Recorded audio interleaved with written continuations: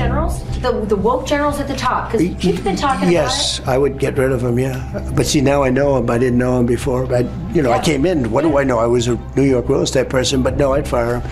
I would fire them. You can't have woke military.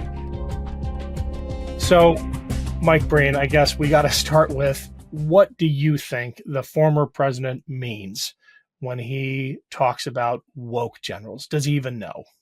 I think that's a good question. I mean, it is worth unpacking this woke generals thing. I think what he means is basically anybody who's not loyal to him personally. Yeah. If you get right down to it.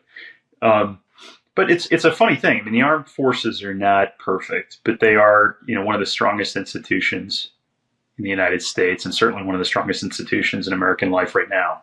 They really have, one big job to do, and that's provide for the national security of the United States. But in order to do that, especially as the armed forces of a democracy recruiting from among the American people, the armed forces have got to stay representative of and in touch with the American people. And that means that job gets harder and harder for military leaders as the society becomes more and more polarized and divided. But they got to try to understand where the widest possible swath of Americans are coming from, and try to make sure that they respect and understand the role of the military, that they're not alienated from the people they're supposed to be defending, and that people want to sign up and join and want to see their kids sign up. And so I think, when General Milley, Chairman of the Joint Chiefs of Staff, and others talk about, wanting to understand the dynamics that are going on in our society, wanting to understand white supremacy, wanting to understand systemic racism, wanting to understand those perspectives, that's what they're talking about. They want to have the broadest possible perspective. Of course, that plays right into the hands of, manly men like Josh Hawley, who've, never served a day in their lives and want to tell everybody how to protect the country, right? But that's just stupid politics. I mean, at the end of the day, military leaders are very highly educated and highly motivated to understand as much as they can about what's going on in the world, and especially what's going on with their own society. Well, I want to play that clip of Milley because it speaks to what you just described. He's not just a warrior. We're not going to sugarcoat what he did for a living. He's a scholar.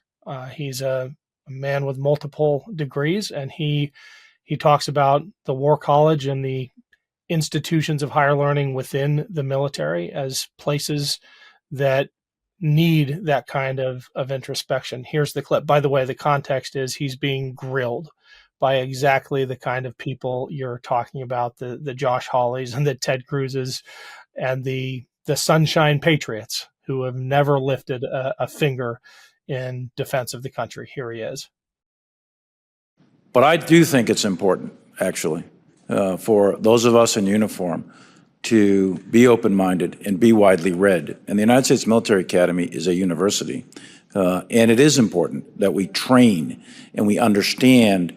And I want to understand white rage, and I'm white, and I want to understand it. So what is it that caused thousands of people to assault this building and try to overturn the Constitution of the United States of America? What caused that? I want to find that out. I want to maintain an open mind here, and I do want to analyze it. It's important that we understand that because our soldiers, sailors, airmen, Marines, and Guardians, they come from the American people. So it is important that the leaders, now and in the future, do understand it. I've read Mao Zedong. I've read Karl Marx. I've read Lenin. That doesn't make me a communist. So what is wrong with understanding, having some situational understanding about the country for which we are here to defend? And I personally find it offensive that we are accusing the United States military, our general officers, our commissioned, non-commissioned officers of being, quote, woke or something else because we're studying some theories that are out there. That was started at Harvard Law School years ago, and it proposed that there were laws in the United States, antebellum laws prior to the Civil War, that led to a power differential with African Americans that were 3/4 of a human being when this country was formed. And then we had a Civil War and Emancipation Proclamation to change it. And we brought it up to the Civil Rights Act in 1964. It took another 100 years to change that. So look I do want to know. And I respect your service, and you and I are both Green Berets. But I want to know. And it matters to our military and the discipline and cohesion of this military. And I thank you for the opportunity to make a comment on that. Thank you, General.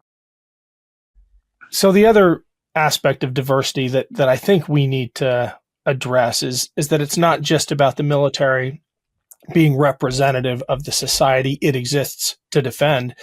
It's about combat effectiveness. A diverse military is actually a better warfighting instrument. And I don't think we need to look any further than how the Russian military is doing on the battlefield in Ukraine. It wasn't long ago that Ted Cruz was mocking the U.S. military in direct comparison to the Russian military, I guess by looking at commercials. We'll put that tweet up right here.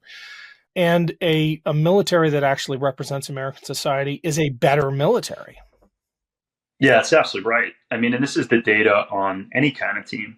And that's what a military unit is a team under the most extreme imaginable stress with the highest possible stakes. But I mean, at the individual level, as a much more eloquent person than me put it, genius is evenly distributed across the human population. So is talent, so is drive, right? Our job is to find it, right? And so when you make your organization, be it the military, be it a company, be it a nonprofit, whatever it's going to be, an attractive place for people who want to come and contribute and belong from every corner and walk of life, you're just going to get more of that talent. And then there's the collective group dynamics that come in, and study after study after study after study, along with a ton of real world experience, shows us you get better performance across every possible index from a more diverse team. Especially if that diversity comes along with things like equity and inclusion, two other words we may recognize from the DEI acronym. Basically, people feel like they can show up, contribute to the team, and feel like they belong, right? This is not rocket science, this is basic leadership. But when you do that with a more diverse group of people, you're going to get better results. Military's proven that as it's opened itself up to more and more folks from more and more walks of life, our performance has increased. And yes, the comparison with the Russian military is, we just ran a real-time experiment on that one. And the units that we're advertising in the ways that Cruz was such a big fan of, like the VDV, they were the ones that got, beaten the worst and really, really got smeared in the first month of the war. So, it's great to be able to karate chop a flaming pile of wood on camera, but that's not really how you win modern war. It's not how it works anymore. In practical terms, what does the former president mean when he says he's going to get rid of the woke generals? That really isn't a statement about anti-wokeness. It's a statement about power. What is he preparing to do should he win the 2024 election? Yeah, I think, Ken, by all indications, what he's talking about are ideological litmus tests and essentially personal loyalty tests for senior military officers that fall within the president's and the Secretary of Defense, by extension, their prerogative to appoint to important positions, like Commander of Central Command, like Chairman of the Joint Chiefs of Staff, right? This is obviously a terrible idea for a whole bunch of reasons. I mean, the most obvious is the entire military, the whole point of the way the U.S. military is set up is that all of us, from the top to the bottom, swear an oath to the Constitution, swear an oath to the country and the people and the system of government, never to an individual. So loyalty oaths ought to really scare us, especially at the highest levels of the military. The second reason it's a terrible idea is because the military is, a real merit-driven organization. One of the last that actually does what it's supposed to be doing in that way, that is designed to advance people who know how to command, who know how to fight, who know how to win. And when you start passing those people over, your best war fighters over for the people that have the most ideological alignment, and people who are willing to tell you that, because everybody who, don't kid yourself, a 3-star officer who is asked these questions, or a 4-star, is going to know exactly what it's about, right? So if they're willing to play the game, they're probably not who you want in that chair anyway. It's going to degrade the country's ability to defend itself. You want examples, they're everywhere. Think about the Russian army in the 30s, huge ideological purge of all their commanders. Most of their best battlefield commanders were executed or thrown in the gulag. The army fell apart, was completely useless when they went to war with the Nazis in the early 40s. And they had, in some cases, to pull their best commanders out of gulags and out of labor camps and send them back to fight because they pushed everybody who knew how to do that out because they weren't loyal enough to Stalin. Then, of course, after the war, they did it all again in the 50s. If you want to destroy America's ability to fight and win wars, this is a pretty good way to do it.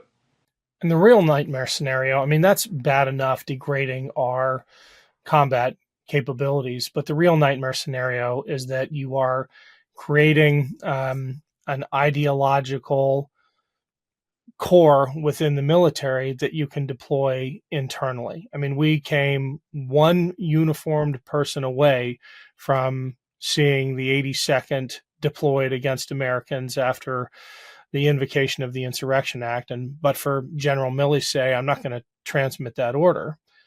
We could have been there.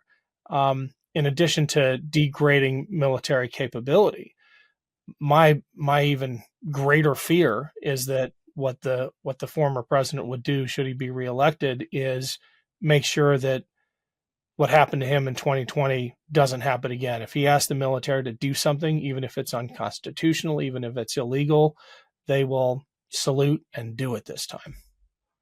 Yeah, that's the concern. I mean, that's, of course, the nightmare scenario. And, you know, a lot of people don't know this, even people who've served, and that's okay. But, you know, the way the command structure at the very top of the military intersects with civilian control, it really is, it's set up for a lot of things. One of the things it's designed to prevent is the scenario you're describing, because there is no one military commander who can give that order. There are all the different forces commanders who command troops. And then there are other people who mostly can give operational orders to those troops. So you have your combatant commanders, and you have your unit commanders, and you have your force comm commanders. It's all kind of spread out, and it goes up through SecDef. Where, long story short, there are supposed to be a lot of cooks in the kitchen, where military high command touches the president, touches civilians who might be able to order the military to do things that would destroy the country's democracy. But where that defensive system breaks down is if you can stock a big enough pond with people who are all willing to go along with it at the highest level. And that's the other danger. I mean, can you find 4, 6, 8 senior commanders who are all willing to say yes to that ideological test?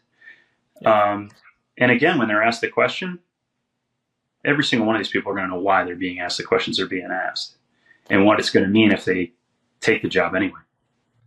Well, the former president's threat isn't idle. I don't think most people realize that there are already lists. In one case, over 100 general and flag officers who have been pre-vetted as being loyal to Trump. Some of these are, you know, at the 1-star level. And if they're loyal enough, if they pass that test, it doesn't matter what their capabilities and professionalism is in other areas, they will slot into these positions that the Trump administration says require a loyalist, not a tactician or a strategist. So they're getting ready for that. Yeah, I think that's right. And it really does kind of, this may be a minor point given the stakes, but, you know, I think about what it means to be loyal to Trump at this point. And one of the things it means is you have to be either willing to believe or convince yourself to believe, or at least very convincingly pretend to believe, a whole bunch of obvious lies, a whole bunch of obviously untrue, unsupportable things about the world. And then what I think about what makes a good military commander, and it's the ability to soberly and dispassionately assess the world as it is, not as you wish it was, and respond accordingly. These two things are not compatible. You know, so I think there's a huge competence problem. You know, if you got an officer across the table who says, yeah, I believe all these things, are obviously crazy, not true things. The people who really scare me, as in politics, are the people who don't believe it and are so interested in power that they're willing to pretend. The other thing that it constantly baffles me about the former president saying these kinds of things and the people who nod their heads in agreement. I mean, you look at the Fox hosts who are interviewing him in this clip. You have a former, I believe, Army officer, Pete Hegseth, and he has to know better. And he's talking to an individual who did everything he could in his life to avoid military service, made sure his family could avoid military service. No one in Trump Incorporated has ever lifted a finger for the country. And yet they somehow get away with claiming this attachment to the military. Here's this clip of Eric Trump talking about all his friends in uniform complaining about a woke military. This is the priority of our military. I have friends who are in the military right now who are saying they spend more time on woke causes and paperwork and nonsense and seminars and desensitization than they do on actually learning how to fight. Do you think they're worried about this in China? How do they still get away with claiming to respect the military when those of us who are paying attention know they have nothing but disdain for those who have served, and in the case of the former president, hold in contempt those who have died for the country? Trump called them losers. Yeah. This is the part that I still, just to be honest with you, Ken, still really struggle with. I mean, in the case of Donald Trump himself, I mean, he's come out and said it multiple times. You know, we've seen him smear Gold Star families. We've seen him smear POWs. We've seen him, smear senior military leaders. We've seen him blatantly disrespect our fallen.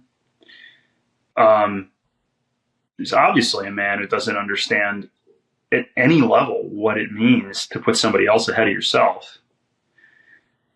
And Eric that's a whole other conversation. So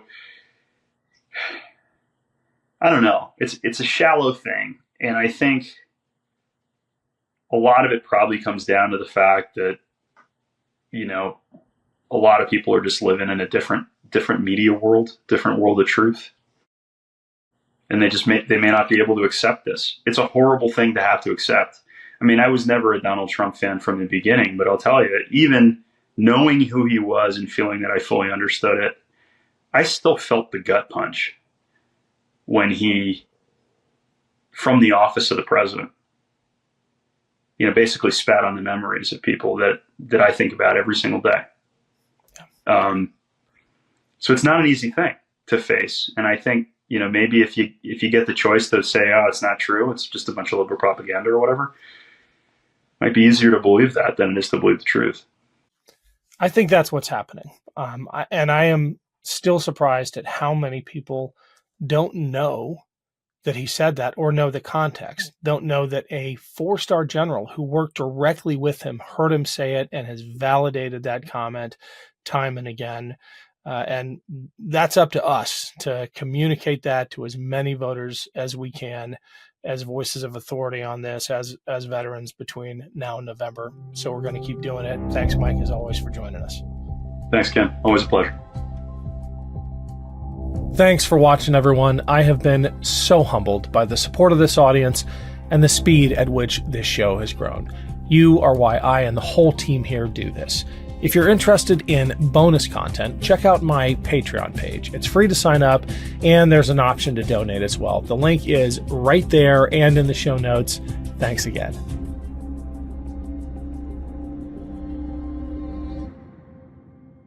Love this video? Make sure you stay up to date on the latest breaking news and all things Meidas by signing up to the MeidasTouch newsletter at MeidasTouch.com/newsletter.